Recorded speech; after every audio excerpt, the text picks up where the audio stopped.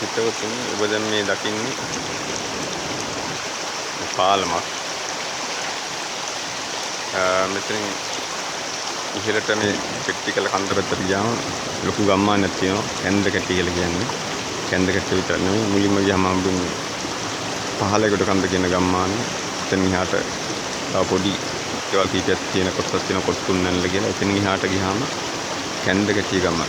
ඒ කැන්ද කැටි ගමට ඉස්සෙල්ලා දැන් අවුරුදු 20කට හමාරකට ඉස්සෙල්ලා මිනිස්සු යන බොහොම ප්‍රසිද්ධ මාර්ගයක් මේක.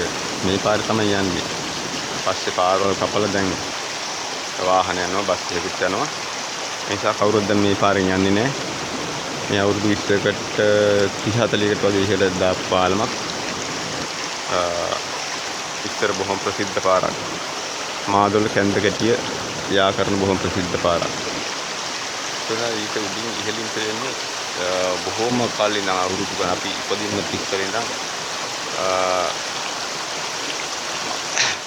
මාදොළ කුඹුරියවල් කිහිපයකට වත් ගන්න වාඩි වෙලා අපි මාදොළ පන්සල ළඟ කුඹුරක් ඇදුවා. ඒ සියලුම කුඹුර වලට වතුර සපයා ගන්න මේ වේලෙන් පස්සේ කොන්ක්‍රීට් වලින් පිළිසක්ත කරලා තියෙනවා.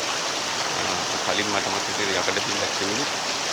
දැන්ටත් මේ වාරි වෙල්ලෙන් වතුර සැපේනවා. හැබැයි කුඹුරට කරන්නේ බොහොම ටික දිනයි. ඒත් වතුර නැතිලා නැහැ. ওই වාරි වෙල්ලේ වතුර හොඳින් ගලාගෙන යනවා. එහෙනම් මෙතන ගිහිල්ලා බලන්න.